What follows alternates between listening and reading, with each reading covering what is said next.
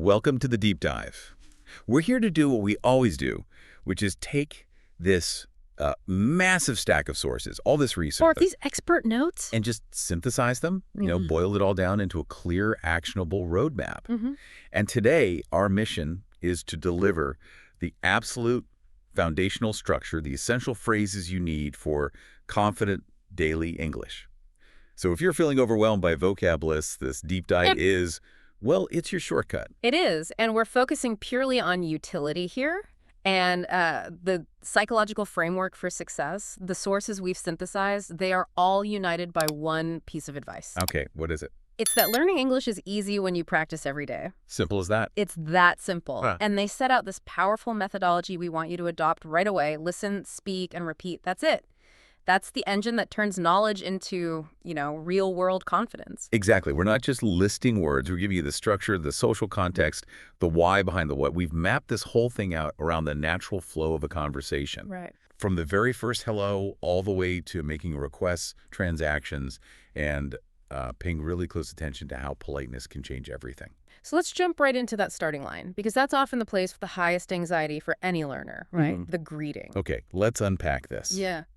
The sources really emphasize that a strong start needs both general and specific greetings. So generally, you have hello and, of course, the classic, how are you? Right. But to sound more natural, you need those time-specific greetings, good morning before noon, Good afternoon until sunset. and good evening after that. Yeah. And they often replace hello completely. And what's fascinating there is really understanding the cultural side of how are you. It's not always a genuine question about your health in English-speaking contexts. No, the conversational opener. It's just an opener. So the expected response is usually positive. You should be ready with things like, I am fine, I am good, I am great, or maybe I'm doing well. But, and I think this is so smart, the sources advise that you need to be ready for the days when you are genuinely not feeling great. Right. It shows you have more range. Shows sophistication, not weakness. Absolutely. You default to positive, but you need the ability to communicate something slightly negative without, starting a huge conversation about your health.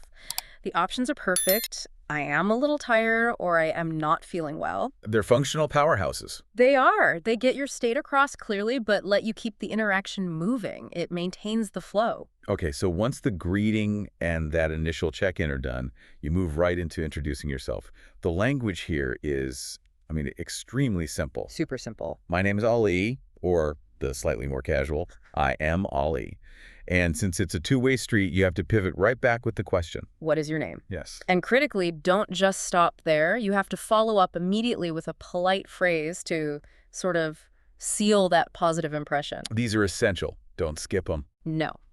Default to nice to meet you or it is good to meet you. It just signals respect and friendliness from the very start. And if we're connecting this to the bigger picture, meeting someone new, the next logical question is, about their background. Where they're from. Exactly. Where are you from? The phrase is so direct. Where are you from? And this is a great point for clarity. When someone asks, where are you from, you're generally answering with your country. The sources give examples like, I am from Pakistan, I am from India, I am from Brazil. Right. The next step, the more detailed one, is about your current location. And that uses a different structure. I live in Lahore or I live in Karachi.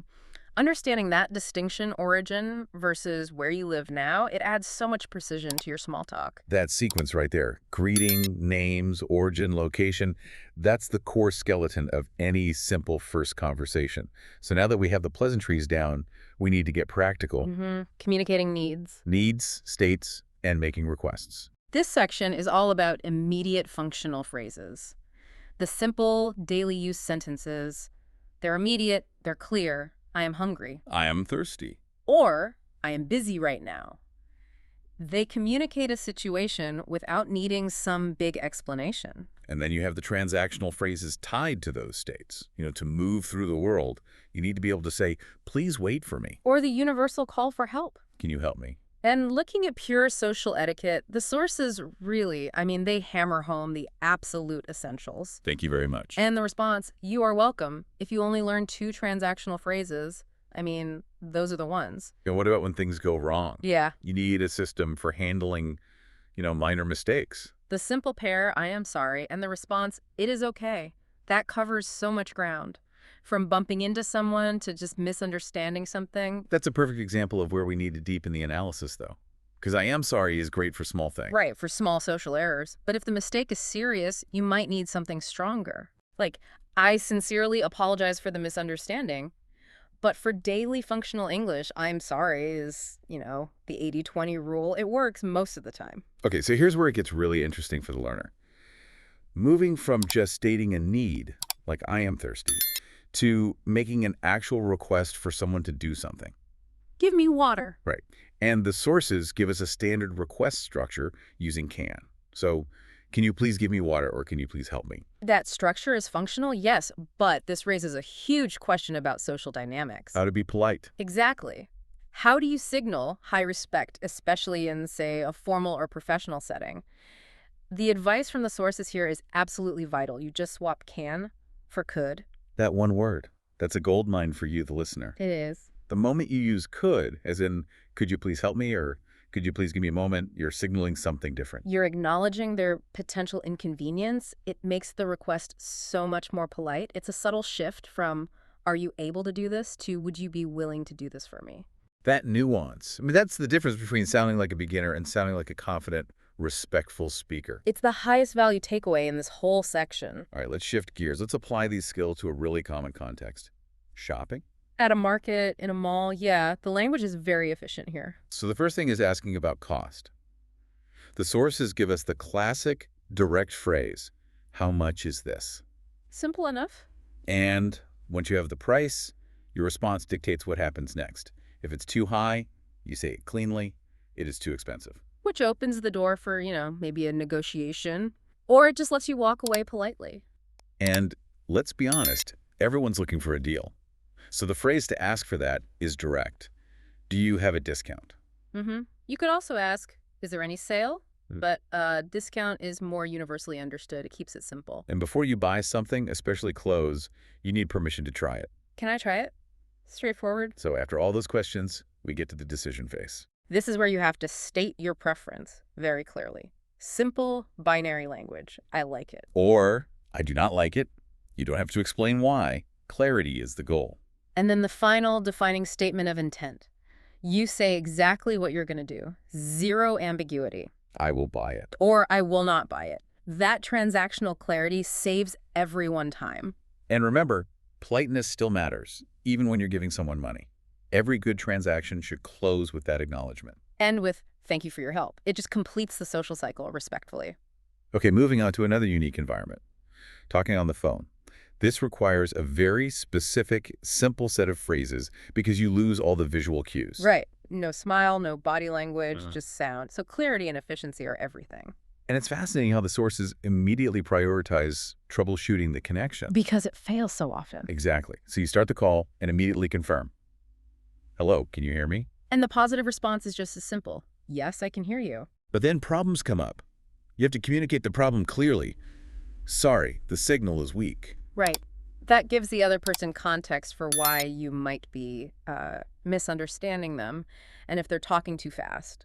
Your simple request is, please speak slowly. And we can even expand on that a bit. A slightly more confident way to ask is, could you please speak a little slower? Oh, that's good. Using the could again. Or if you just missed something, could you please repeat that? These phrases put the responsibility for clarity back on the speaker. And if you just can't resolve the problem, you need to manage expectations for a follow-up. A functional statement, can you call me later? It stops the conversation from just, falling apart. Right. And the call ends just as neatly as it began. Simple closings. Thank you. We will talk soon. Goodbye. That whole sequence, check connection, identify the issue, request clarity, arrange a follow-up, and close, that's the entire framework for a successful phone call. So we've covered the flow, from greetings to needs to shopping to phone calls. Let's wrap up with how to exit any conversation respectfully. Keeping those positive feelings intact. This is so crucial for leaving a good final impression. The sources provide a wonderful list of polite, friendly ways to end an interaction.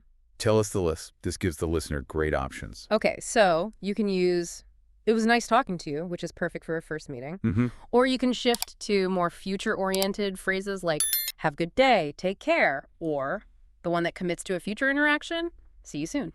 And choosing one of those just ensures a positive, friendly conclusion. It respects their time. Exactly. So what does this all mean when we zoom out? We've gone over dozens of really useful phrases, but the source material's biggest piece of advice is about the mental game. They keep driving home the point that learning English is easy when you practice every day. And that core methodology, listen, speak, and repeat, is non-negotiable. It is.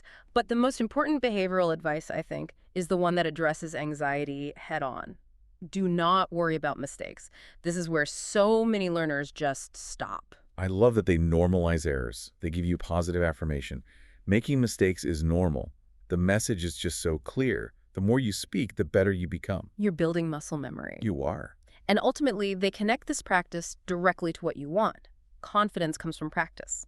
You don't wait for confidence to start speaking. No, you speak to gain the confidence. Exactly. And finally, they offer these simple behavioral tips that are so easy to overlook but make a huge difference. Speak slowly, smile, and try to use simple English in your daily life. Speaking slowly gives you time to think. It reduces filler words. And smiling, it actually makes you sound friendlier and more approachable. It improves the quality of the feedback you get from people.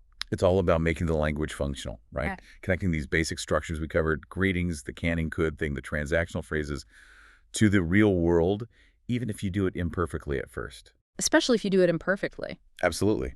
So you now have the full toolkit for essential daily conversations. You've got the structure for greetings, how to make requests politely, handling shopping, and navigating phone calls. And since we know that confidence is purely a result of practice and that the sources they strongly encourage us to embrace our errors because mistakes are how we learn, we want to leave you with one provocative thought.